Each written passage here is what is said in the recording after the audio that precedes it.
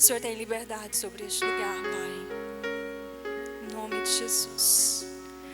E nós estamos falando sobre batalhas.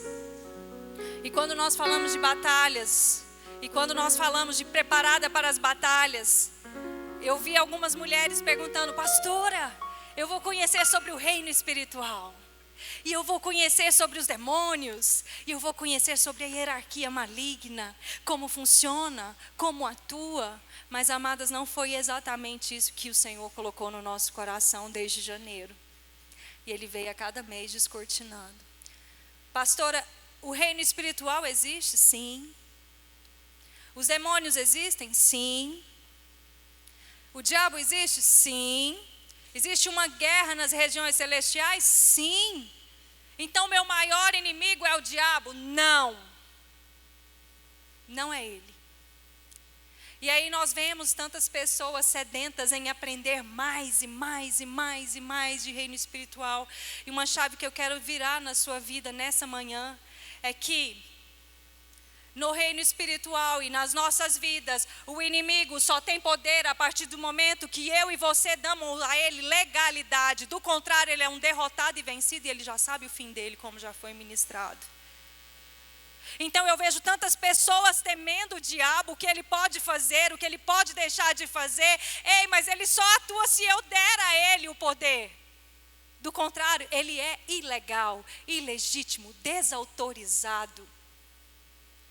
E quinta-feira, a cada vez que eu vou ministrar um congresso, o Senhor me dá uma experiência com a Isabela. E quinta-feira eu, correndo, eu estava pintando a unha e ela chega lá, coberta com a toalha na cabeça e tremendo. E eu e o pai dela lá na cozinha e ela tremendo. E ela: mãe, eu falo, filha. E ela: eu não quero abrir meus olhos, mãe, eu falo, filha. Mãe, eu acabei de ver algo lá no jardim, algo aqui neste lugar e algo aqui de trás da porta. E ela tem um pouco a visão aberta. Eu disse: filha, me descreva, porque talvez é alguma coisa que você, da sua cabeça, alguma coisa que você viu. Não, mamãe, eu sei te descrever o rosto, o olho, a mão. É assim, assim, assim, assado.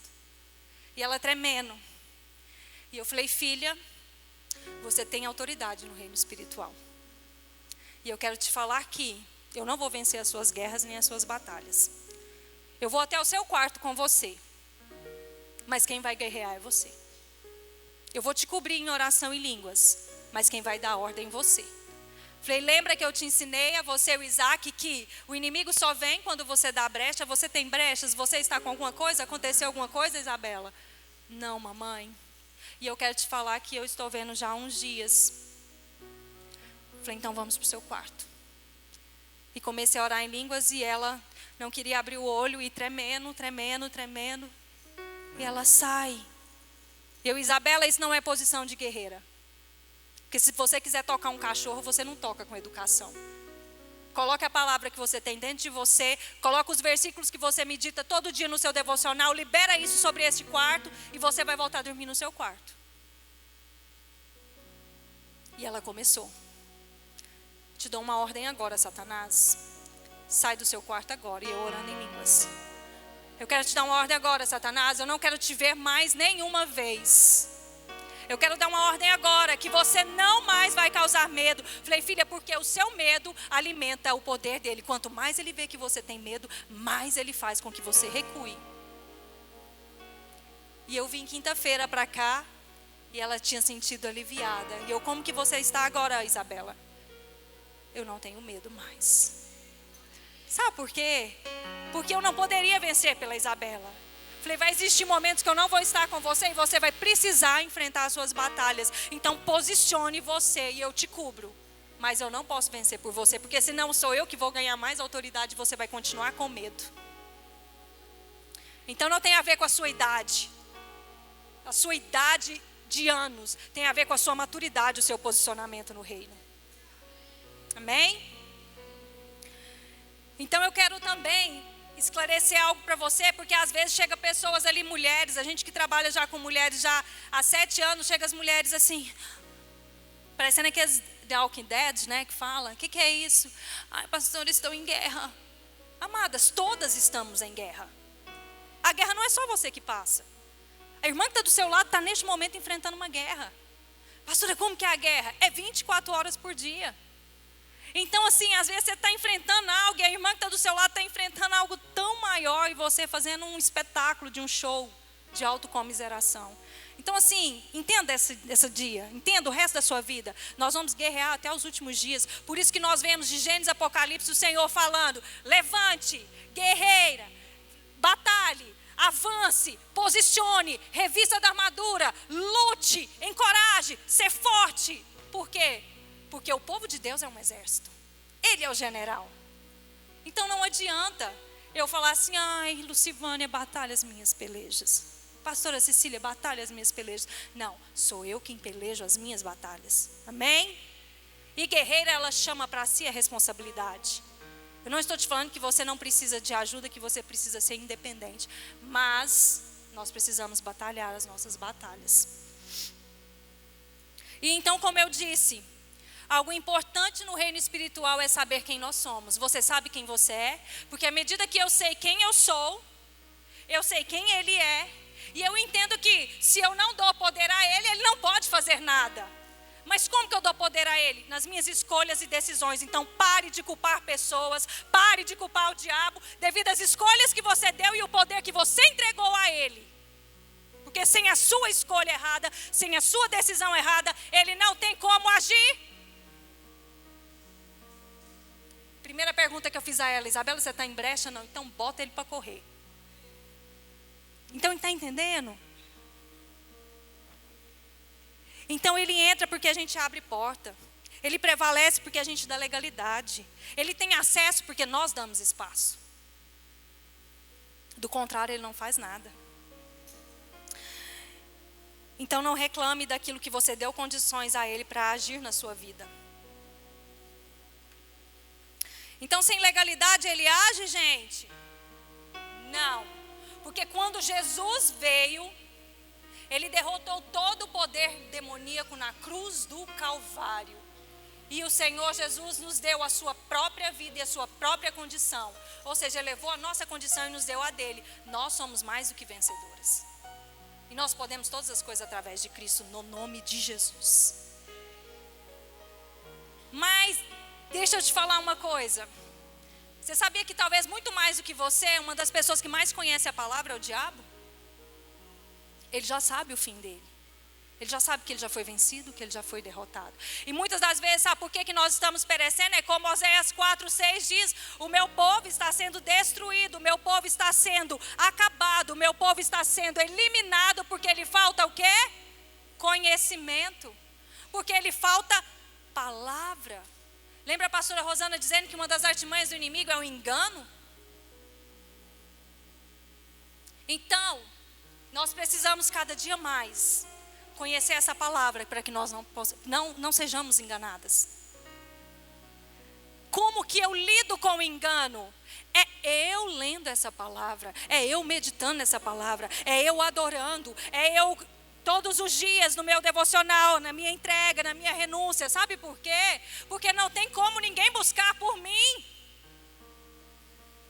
Aí fica assim: pastor, eu quero posicionar, mas ore por mim. Amadas, oração não tem problema. A questão é que você precisa posicionar, porque na hora que você tiver que enfrentar a sua luta, a hora que você tiver que enfrentar o problema, é você que precisará conhecer essa palavra. Amém?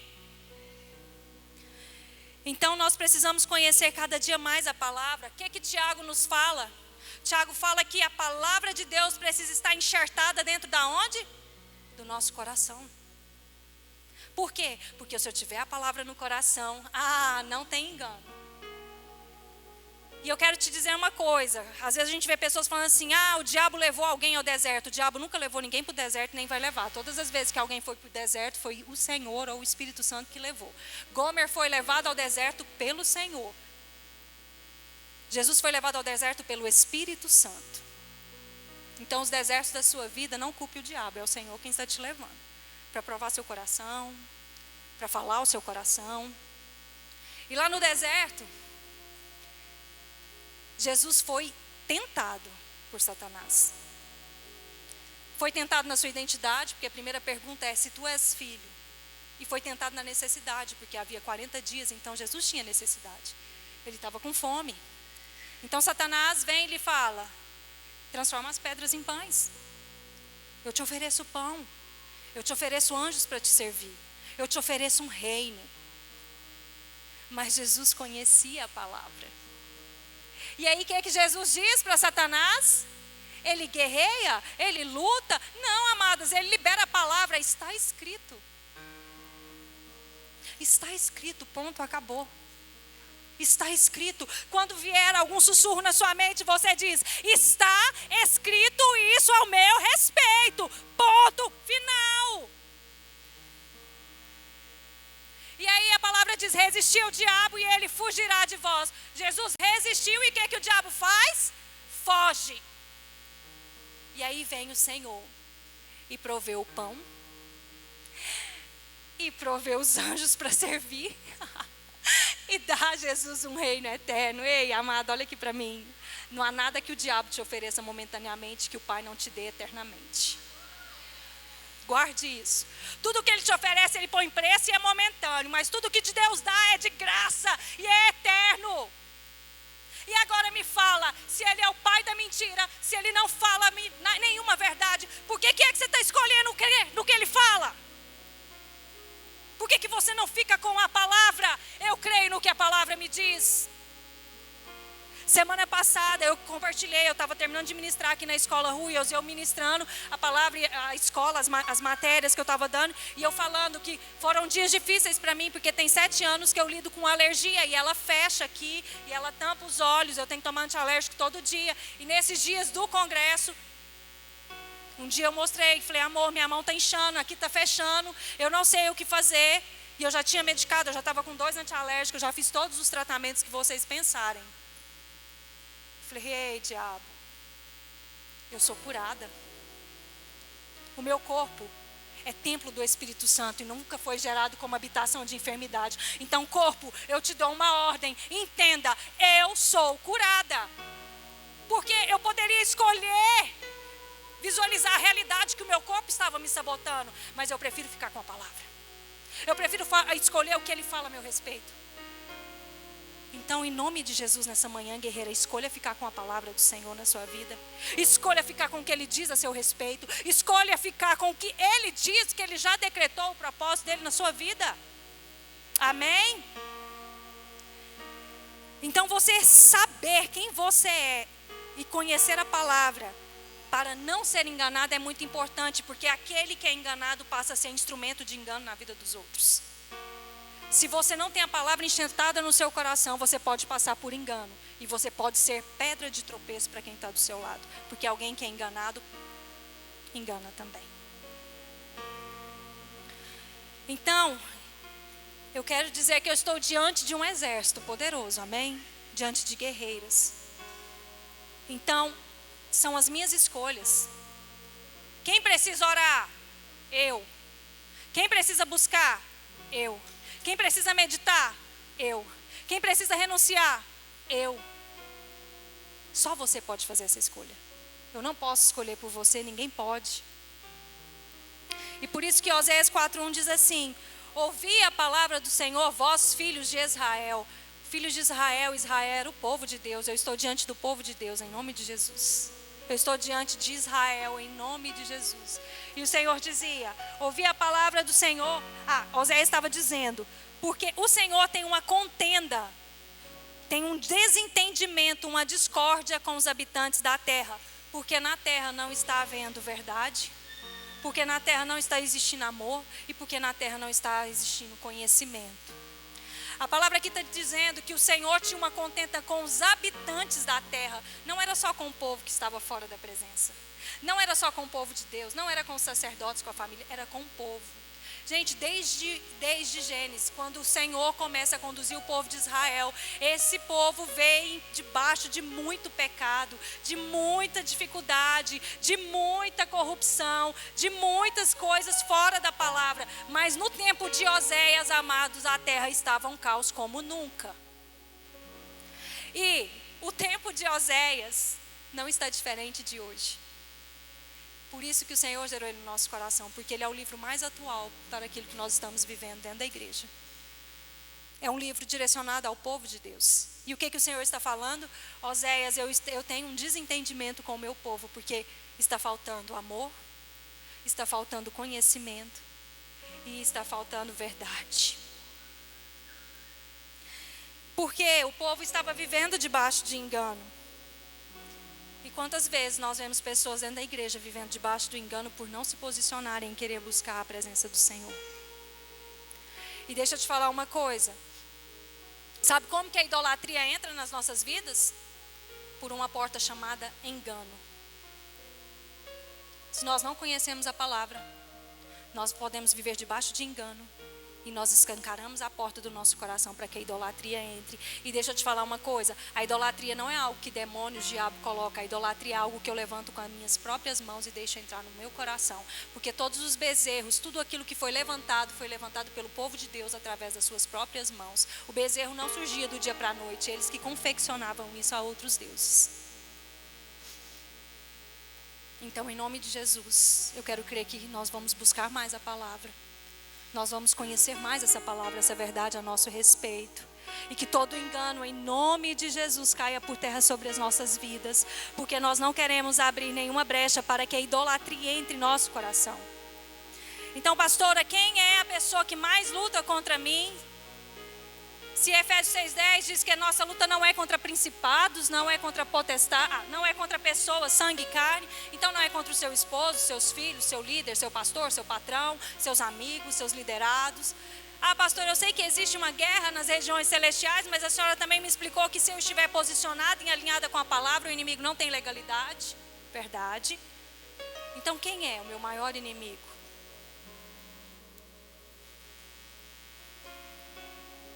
Eu mesma.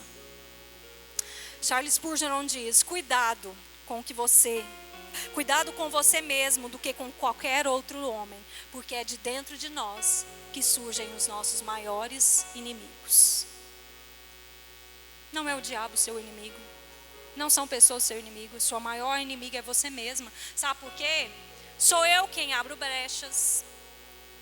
Sou eu quem faço escolhas erradas. Sou eu quem não permito que o Senhor me aperfeiçoe. Sou eu quem não renova a minha mente. Sou eu quem não me ofereço como sacrifício vivo. Sou eu que não quero viver o propósito. Sou eu que não renuncio às minhas vontades. Sou eu que não permito que o Espírito Santo me direcione. Sua irmã tem culpa no cartório? Não, é só você. É só você. Então, enquanto eu e você resistirmos a viver o que o Senhor tem, e se nós quisermos viver o que o Senhor tem, todos os dias você vai precisar travar uma luta contra você mesma. Você vai precisar se vencer todos os dias. E se eu fosse dar um nome a essa palavra, é vencendo a nós mesmas para viver o propósito. É como se tivesse um espelho diante de você. Não pense em ninguém nessa palavra que não seja você, porque a maior inimiga está dentro de você. E aí nós vemos mulheres perdidas, confusas, cansadas, desgastadas, fracassadas. Por quê? Porque estão fora do propósito. Oséias é o livro que revela que homens, mulheres, famílias, sacerdotes, povo de Deus, estava tudo fora do propósito. Esse livro vem nos mostrar o quanto estavam todos fora daquilo que Deus tinha. E, gente, quantas pessoas assim, desta forma, dentro da igreja? Porque essas 4 paredes, elas não representam nada. O propósito do Senhor é vivido quando eu me entrego completamente a tudo que Ele quer fazer. E isso aqui não consegue me proporcionar isso, se eu não escolher. E aí talvez você pense assim, né? Ah, pastora, mas não é fácil. Mas não é fácil mesmo, não. Mas assim, nós devemos inspirar no nosso modelo perfeito. Quem é o nosso modelo perfeito? Jesus. E Jesus, amados, quando Ele veio a essa terra, Ele não veio como Deus. Ele veio como homem. Como eu e você. Passou tudo o que você passa todos os dias. Ele passou e venceu. E sabe por que Ele veio em figura humana? Porque assim, em vários momentos que Jesus passou que foi difícil durante o propósito, Ele poderia falar: vou resolver isso. Vou fazer isso se eu fosse Deus. Mas Ele não veio na forma de Deus, Ele veio na forma de homem. E essa forma humana que Jesus veio assumir aqui na terra foi para acabar com as nossas justificativas. Porque às vezes você fala, não, mas eu sou humana, eu não vou dar conta de viver o propósito. Jesus veio na forma de homem e viveu inteiramente o propósito do Senhor. Passou tudo que você passa, passou tudo que eu passo, mas Ele venceu tudo. Por que Jesus venceu? Porque Ele escolheu morrer para si mesmo. Ei, foi Jesus quem escolheu obedecer a palavra. Ele não era obrigado a obedecer. Foi Jesus quem escolheu revelar o Pai. Foi Jesus quem escolheu fazer tudo o que via o Pai fazendo. Foi Jesus quem escolheu relacionar com o Pai.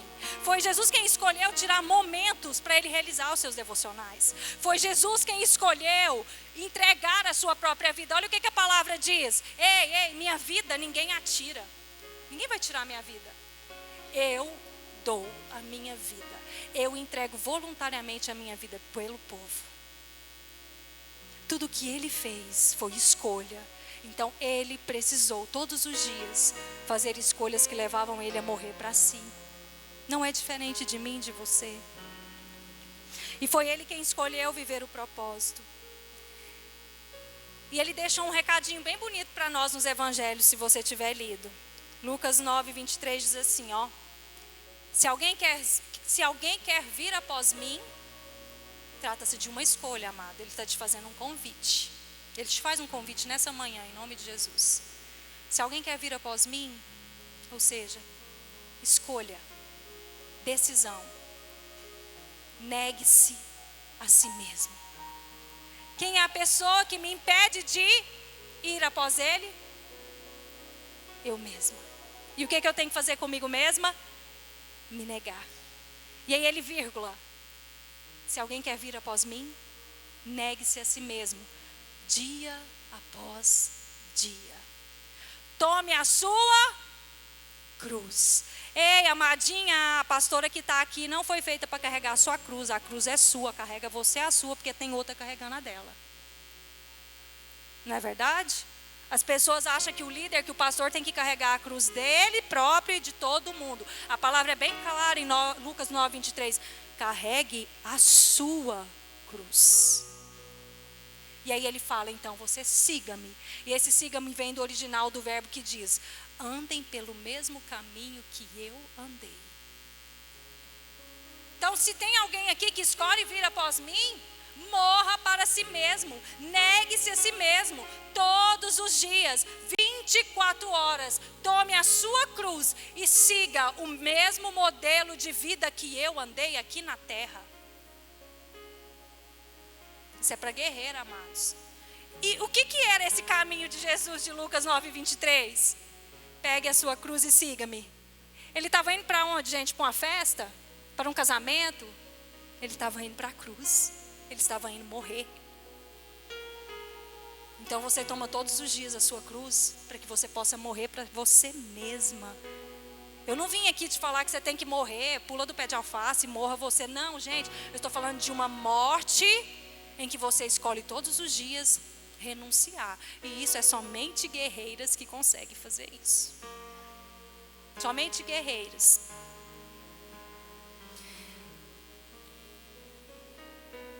E aí, nós vemos então Jesus vivendo o propósito. Porque você tem um propósito específico, amém? Você crê nisso? Você é única, não existe ninguém como você. Você carrega algo extraordinário do Senhor dentro de você. Então você tem uma missão única nessa terra. Você tem um propósito único. Mas aí as pessoas acham que propósito é luz, câmera, ação, croquete, microfone, plataforma. Ei, propósito nunca foi isso e nunca vai ser. Não que isso aqui não seja importante, mas o propósito vai além dos títulos que você carrega. O propósito vai além dos cargos que você carrega. O propósito vai além do microfone que você põe na mão. O propósito é eu viver tudo o que Ele já determinou no livro da vida a meu respeito, em Salmo 139. Ei, você ainda, substância informe, dentro do ventre da sua mãe, eu já determinei todos os seus dias.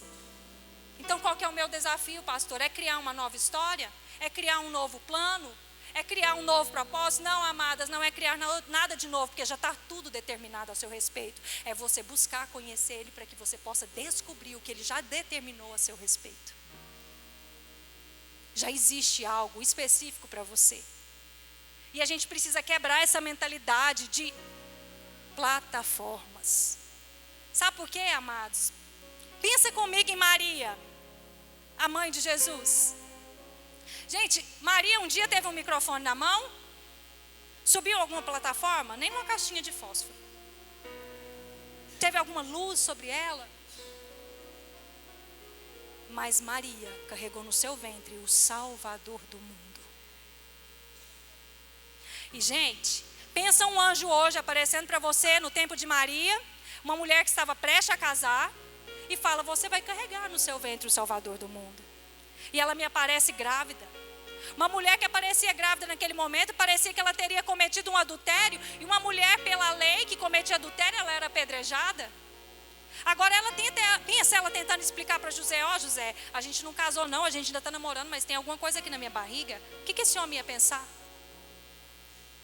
E o anjo vem e fala: filha, você vai carregar o Salvador no mundo no seu ventre. E sabe qual foi a resposta de Maria? Eis aqui a tua serva, que se cumpra em mim cada uma de sua palavra, que cumpra em mim o seu propósito. Ei, para Maria cumprir o propósito dela, ela precisou morrer para suas vontades. E se a gente fosse pensar em Dorcas, gente, Dorcas, que a pastora Cátia ministrou quando nós falamos em 2016 sobre as inspiradoras. Dorcas, ela ganhou uma multidão de mulheres com uma agulha e um tecido na mão. Nunca subiu numa plataforma, nunca pegou um microfone. Então cai essa mentalidade, porque isso aqui não é para todos. Existe uma missão específica para você. Talvez você faz unha como ninguém, e você pode alcançar vidas através do dom e o talento que o Senhor te deu. Talvez você não fale tão bem, mas você tem dons que a sua irmã do lado não tem. Você tem um propósito específico. Não precisa você querer o propósito da sua irmã, porque você já tem algo único. Amém? Então, nós precisamos entender que nós precisamos relacionar com Ele.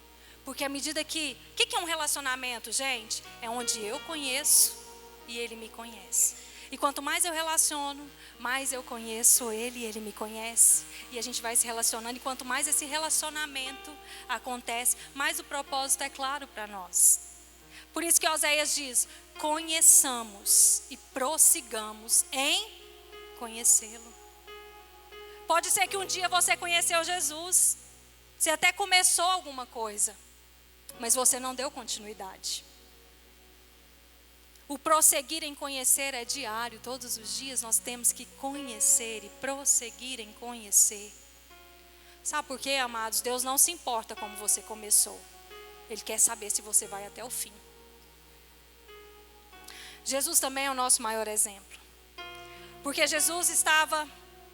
Quando ele foi batizado ali por João Batista, diz que o céu se rasgou e uma voz dos céus vinha dizendo: eis o meu líder. Era isso, gente, que está na palavra? Nossa, eis o pastor, eis o apóstolo. Não.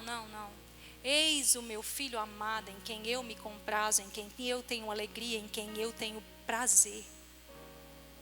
Mas a mesma voz, se você for estudar, nós vemos Jesus lá no Monte da Transfiguração, na semana que ele ia ser crucificado, e diz que o céu se rasga e uma mesma voz é liberada sobre ele: eis o meu filho amado, em quem eu tenho prazer.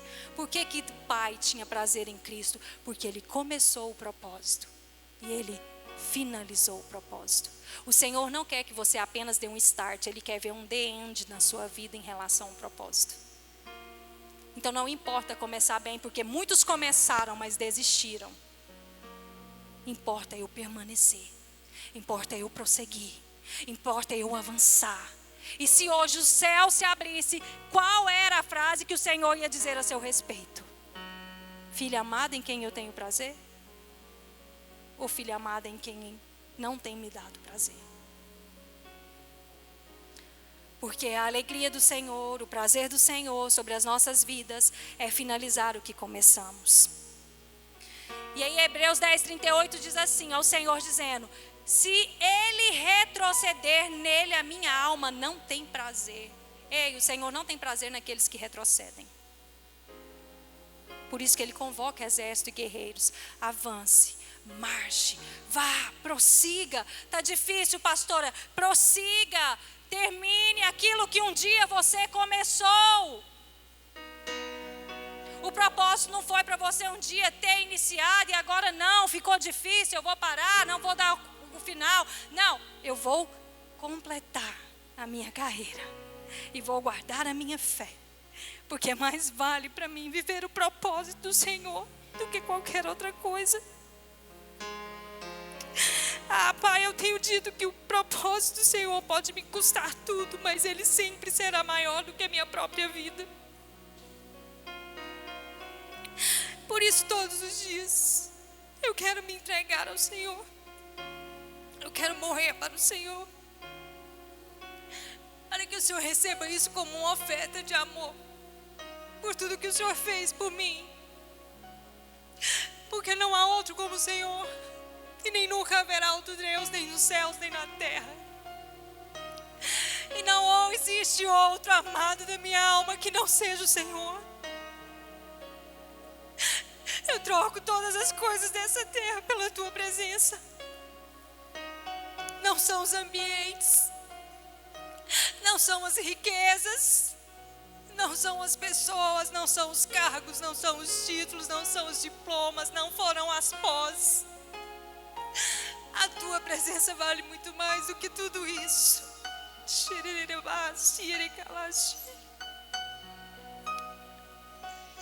Como não dar ao Senhor, se o Senhor me deu tudo? Entregue a sua vida a Ele nessa manhã.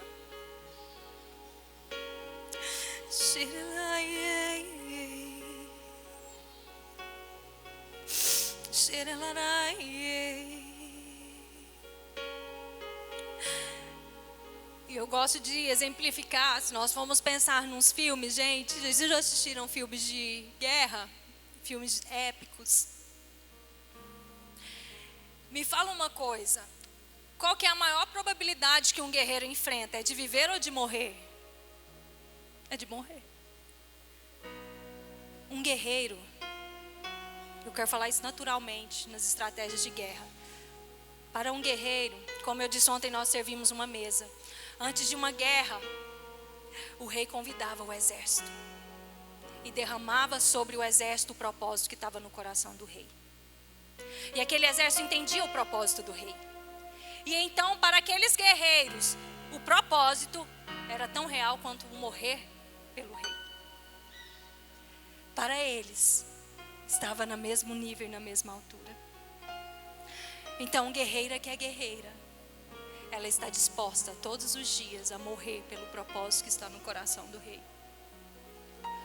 Todos os dias eu quero me entregar. Todos os dias eu quero renunciar.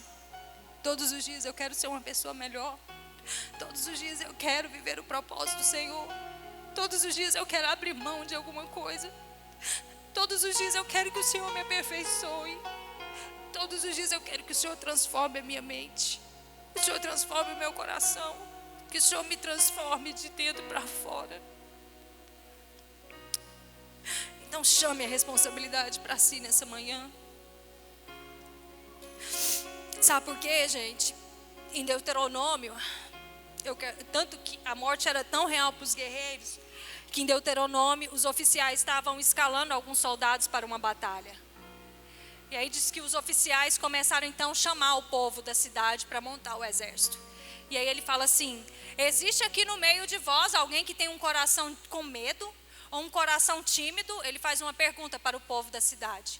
E aí o oficial dá uma ordem: então volte para a sua casa, porque senão você vai contaminar o coração do restante do exército.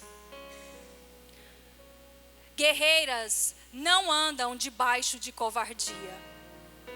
Guerreiras têm ousadia, poder e moderação nas suas vidas. Elas não retrocedem, elas não têm medo. E naquele momento a palavra dizia que se o guerreiro tivesse medo, que se ele fosse tímido, que ele não conseguisse, volte para a sua casa, porque senão você vai derreter o coração do restante do exército e você vai prejudicar toda a batalha. Então sonda o seu coração nessa manhã. Será que existe medo? Será que está um coração tímido? Será que está um coração covarde? Em nome de Jesus, em nome de Jesus. Obrigada, Carol. Por isso que ontem nós estávamos com as camisetas da guerreira, da coroa. Porque o que nós temos feito? O que nós temos declarado a cada culto? As filhas amadas, as princesas, elas depositam as suas coroas reais aos pés do seu amado. Tudo que temos, Senhor, tudo que somos, vem de Ti. E por entender que nós precisamos renunciar, que nós precisamos nos santificar, que nós precisamos ser mulheres comprometidas, maduras, de excelência, mulheres de esperança. Então, dessa forma, eu me levanto como uma guerreira. Porque é Ele que peleja as minhas batalhas. Talvez você pense, pastora, mas eu achei que eu ia vir aqui para que a senhora me ensinasse estratégias de vitória. A maior vitória que você tem na sua vida é quando você escolhe morrer para si e deixar Ele viver. Porque é Ele que está pelejando as suas batalhas. Na força do seu braço você cansa. Na força do seu braço você desanima e até mesmo morre. Porque hoje a maioria das doenças psicossomáticas estão no emocional e refletindo no corpo. Sai de cena e deixa que Ele entre. Ele nunca perdeu uma batalha. E Ele nunca vai perder. Ele é o general. Então, deixe Ele vir nas suas pelejas. Nós já estamos quase terminando. Então eu preciso vencer eu mesma pelo propósito que o Senhor tem específico na minha vida. E como eu disse, o livro de Oséias é o livro de que onde todos estão fora do propósito. Homens, mulheres, Gomer estava fora do propósito. O povo de Israel estava fora do propósito. Os sacerdotes estavam fora do propósito. O povo de Deus estava fora do propósito. E quem é Oséias? Amados, Oséias é o profeta, é o profeta menor do Antigo Testamento. Menor por quê, pastora? Porque ele era baixinho? Porque ele não era importante? Não, é porque é um livro de 14 capítulos, é um livro pequeno. E tão poderoso, minhas amadas. Eu sei que ele não é um livro fácil, nós temos meditado nele já há alguns meses. Mas eu quero te falar, eu vou descortinar algumas coisas e eu creio que você vai sair daqui. Quantas vão fazer esse compromisso comigo em nome de Jesus de ler o livro de Oséias? E você vai entender ele como você nunca entendeu, porque o Espírito Santo vai trazer luz. Eu quero descortinar algumas coisas para que você entenda, porque tem hora que a gente vê o Senhor falando Judá, Efraim, Samaria, Jerusalém, Reino do Sul, Reino do Norte, Jeroboão, Rei Uzias, e a gente fica, uau, onde é que isso tudo está acontecendo? E esse rei, e esse profeta, amados, ele foi o único profeta diferente. Deixa eu te falar por quê. Porque o profeta, como a pastora Rosana disse, ele vem, libera a profecia do que vai acontecer para que o povo se regularize diante do Senhor e não haja juízo. Mas com Oséias foi diferente. Oséias é o único profeta que encarnou a profecia. O Senhor não falou para ele, vai lá no Reino do Norte e fala o que eu vou fazer. Não, você vai encarnar a profecia. Você vai ser a minha figura, a figura de Cristo, a figura do Pai, a figura do Senhor. E você vai casar com Gomer, a prostituta que está simbolizando o meu povo. E através deste casamento, Oséias, você vai sentir o que eu estou sentindo.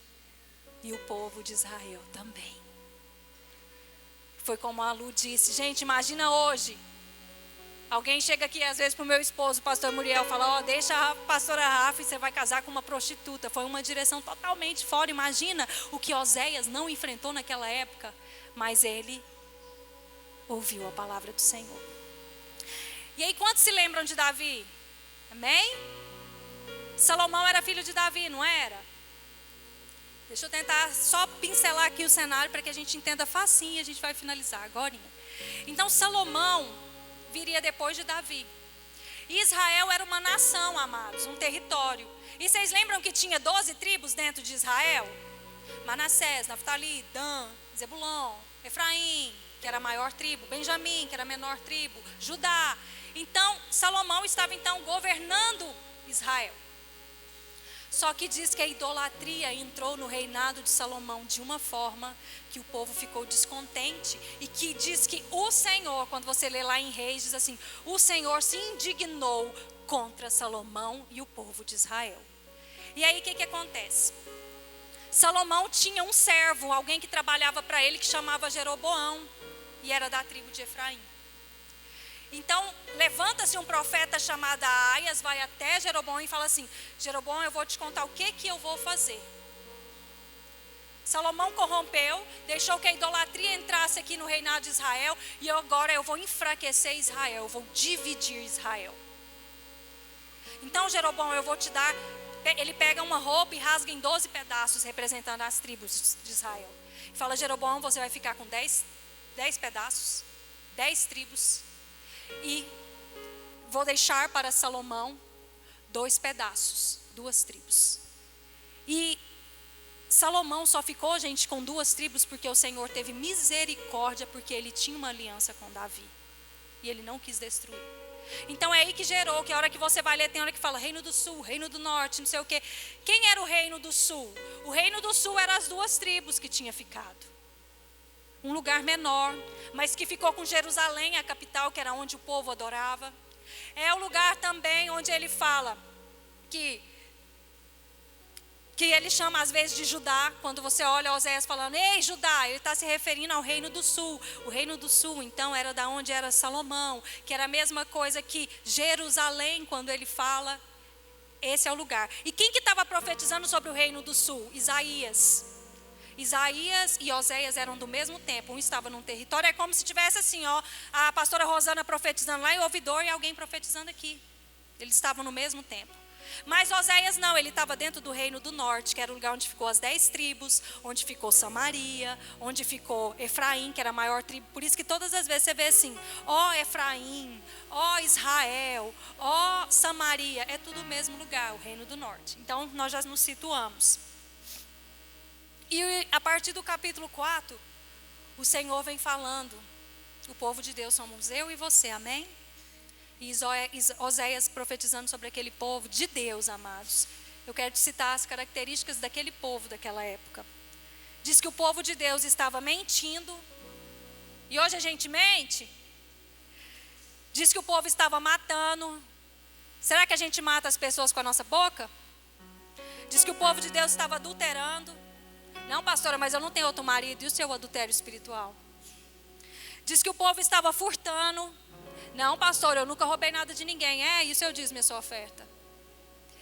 Diz que o povo estava cometendo homicídio. Não, mas eu não faço isso não. Mas a gente mata tantas pessoas no nosso coração. Diz que o povo tinha se esquecido de Deus. Diz que os sacerdotes, que era aquele que estava separado para o Senhor, estava totalmente corrompido. O pecado havia se multiplicado. A sensualidade. E aí, gente, nadinha, né, de sensualidade dentro do povo de Deus, né? Imagina. Idolatria, prostituição, orgia, maldade, vergonha e desonra. Isso não estava no povo que não conhecia o Senhor, estava tudo dentro do povo de Deus. Por isso que você vê todo o tempo, tem hora que o Senhor fala num capítulo que ele vai vir destruir todo o povo, depois ele se lembra da aliança, ele vem com amor e resgata, tanto que ele pega a prostituta, depois a prostituta vai embora, depois ele vai lá de novo e compra ela de novo e traz ela de novo. Ao mesmo tempo ele está juízo, amor, é o que ele faz conosco hoje. Não é diferente. E no capítulo 5 ele vem falar diretamente com o sacerdote. O sacerdote era aquele que era escolhido pelo Senhor para falar espiritualmente sobre algum lugar. E sabe o que acontecia com os sacerdotes, amados? Eles tinham prazer que o povo de Deus pecasse. Sabe por quê? Porque quanto mais pecado na nação, mais tinha sacrifício, mais comida, mais os sacerdotes tinham comida em casa. Então ele falava, peca, porque vai chegar comida lá na minha casa. Porque vai ter mais sacrifício. Porque o sacrifício era para tirar o pecado daquele lugar. Então vocês viram que estava homens, famílias, aqui Gomer e representava a família fora do propósito, sacerdotes fora do propósito, povo de Deus fora do propósito. Quantas pessoas hoje fora do propósito, mas eu quero liberar uma palavra profética nessa manhã. Nessa manhã, todo o propósito de Deus será reconfigurado. Ele vai voltar ao original na sua vida. Em nome de Jesus, Deus te gerou para um propósito. E você vai começar e terminar aquilo que Ele determinou sobre a sua vida. E ele diz que o povo estava, o sacerdote estava assim aprofundado nas práticas malignas, e diz que o Senhor, você vai ver que o Senhor chama no livro de Oséias várias vezes os filhos de bastardos. Ele falava assim: esses filhos aí, eles não são meus, eles são filhos ilegítimos, eles são filhos bastardos. Porque o que acontecia? Sabe o que o povo fazia? Reunia igual a gente aqui, ó, vinha aqui e só prostituição rolando, só sexo, orgia, abominações acontecendo. E os homens de Deus ainda levavam suas noras, suas filhas e suas esposas para prostituírem nos altares, oferecendo sacrifício, e falava: viva o Senhor. Por isso que em todo tempo o Senhor fala: os seus sacrifícios estão sendo todos rejeitados. E aí por isso que ele fala que os filhos eram bastardos. Por quê? Porque eram filhos da prostituição. E quantos filhos ilegítimos hoje dentro da igreja que tem deixado a prostituição entrar? A prostituição não é só alguém que está ali vendendo o corpo, não, amada. É quando você negocia o seu sexo com seu esposo por alguma coisa. Isso é atitude de prostituta. Eu vou dormir com ele se eu conseguir algo. Vai acontecer algo se ele me fizer isso. Prostituição.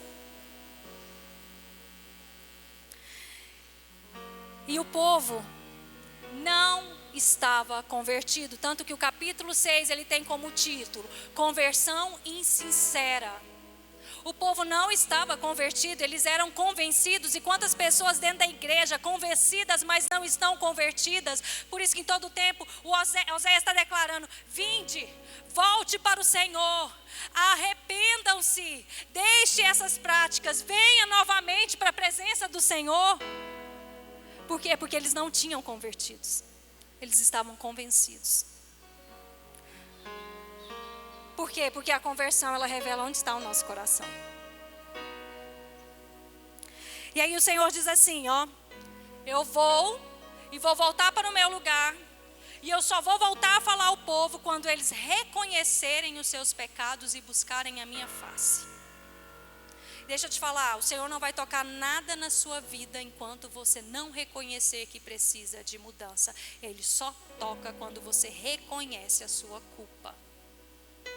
Pastor, eu tenho tanta dificuldade em tal área. Rasga o seu coração diante dele, fala para ele. Porque a partir do momento que você rasga e fala, ele vem e toca. E a partir do momento que ele toca, ele produz em nós um genuíno arrependimento. Sabe por quê? Porque Deus está cansado do nosso excesso de pedido de perdão e voltar para a lama de novo por escolhas que nós fazemos.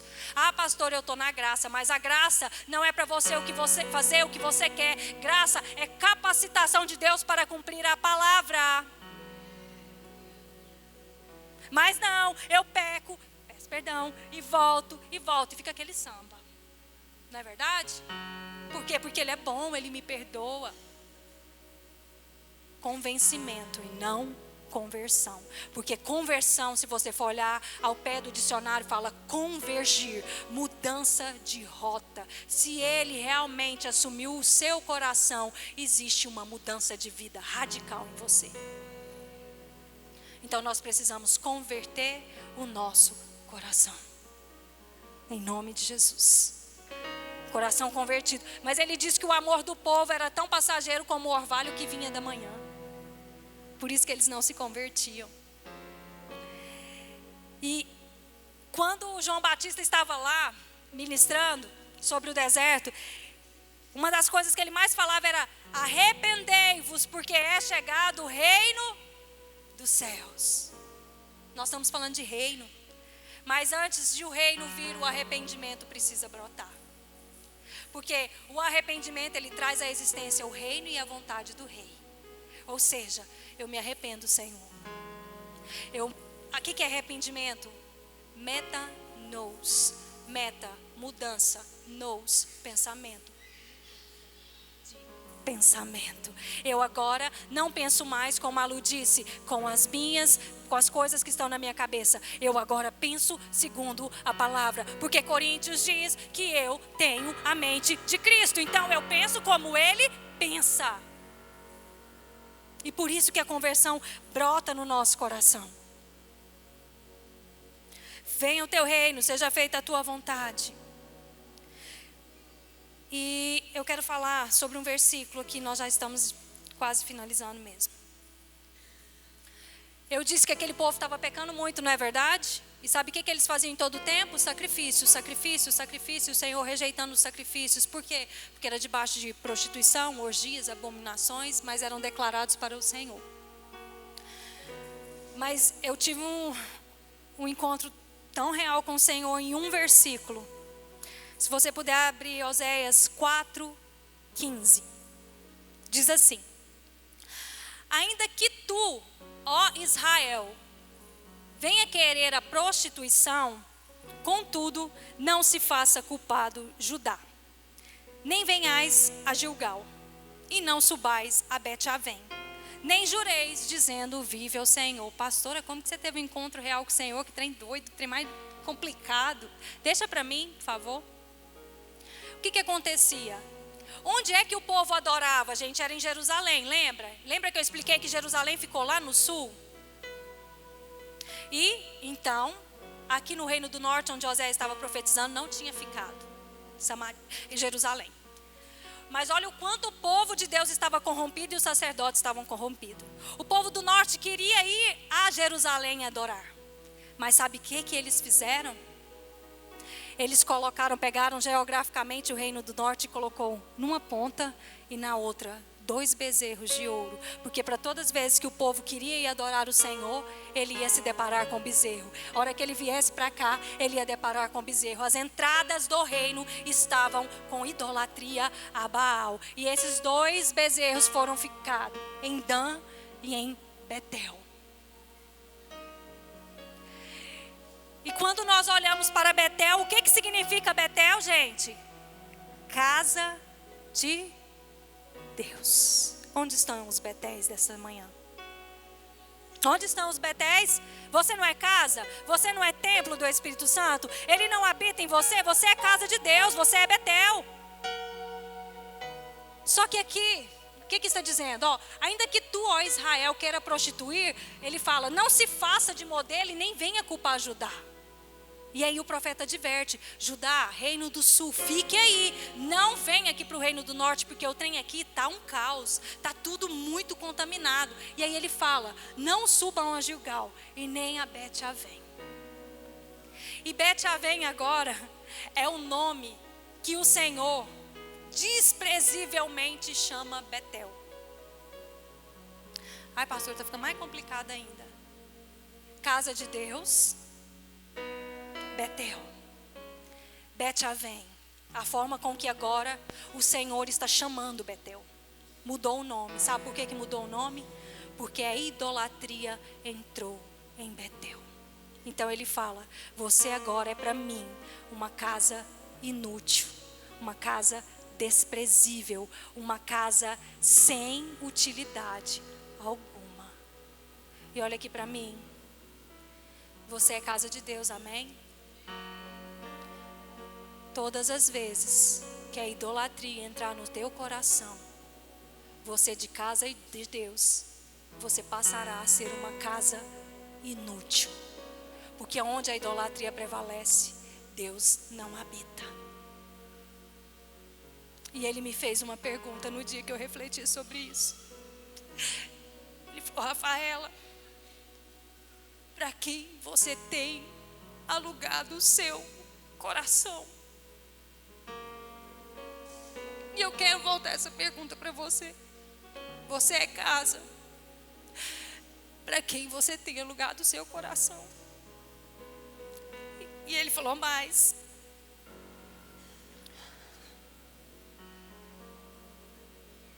Quero ser fiel ao que ele me disse.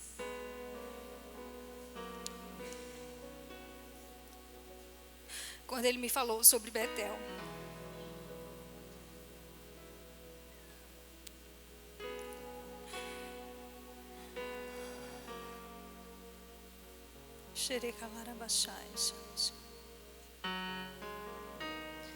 Gente, como um negócio muda, some.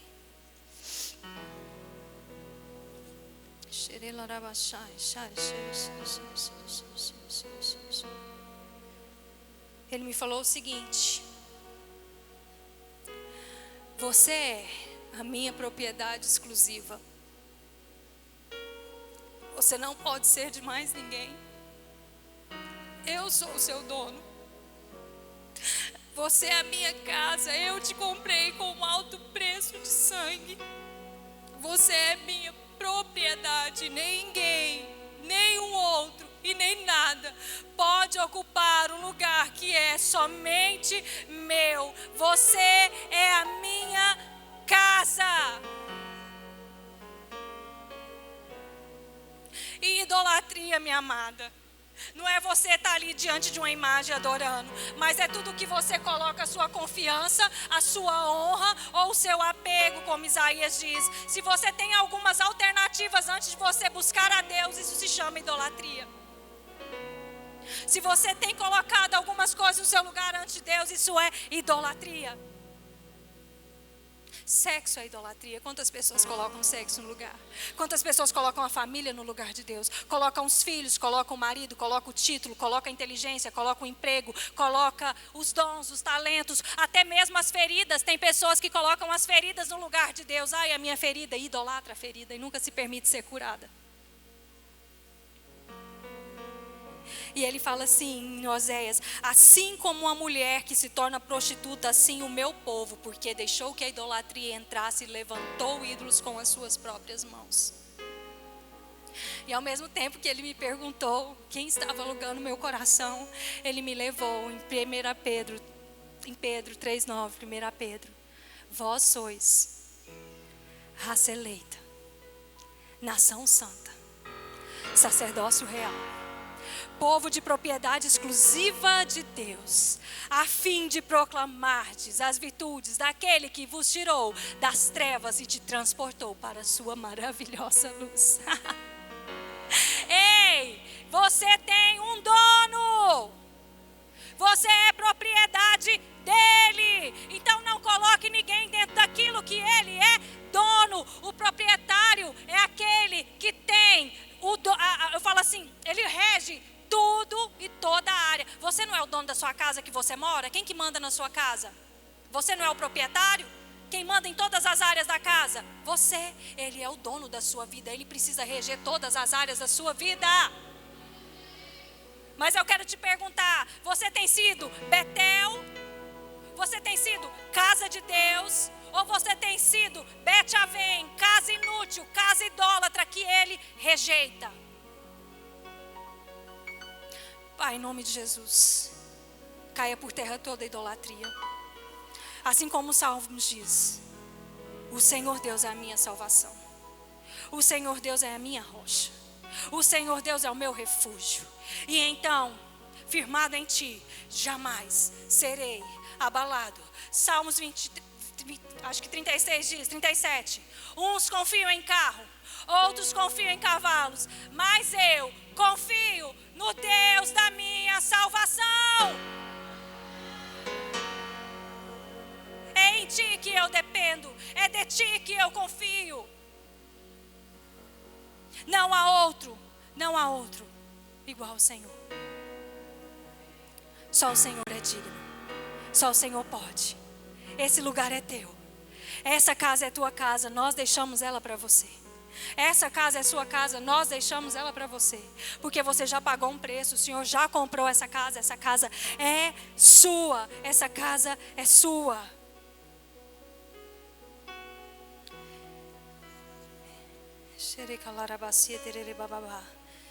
Primeira Pedro 3:9 diz que nós somos nação santa, povo de propriedade exclusiva dele, mas também somos sacerdotes reais, amém? E já vamos finalizar mesmo, porque eu preciso concluir só essa parte. O sacerdote, ele era aquele que cuidava espiritualmente da época. No Antigo Testamento, os reis eram separados dos sacerdotes. Os reis governavam e o sacerdote trazia existência, tudo aquilo que estava no coração de Deus, cuidava de toda a parte espiritual e eles eram responsáveis em oferecer sacrifícios. Mas no Novo Testamento, quando Jesus vem, amados, tudo muda. Ele nos chama de reis e sacerdotes. Ele diz que ele é rei de reis, porque eu ocupo uma posição de governo. Então ele é rei de reis, rei de reis. E nós somos também sacerdotes. Igreja Vida na Palavra, vivendo a expansão do reino. Avenida Serra Negra, quadra 40, lote 8, Caldas do Oeste, Caldas Novas, Goiás. WhatsApp 64992137522. Acesse o nosso canal no YouTube, Igreja Vida na Palavra IVP.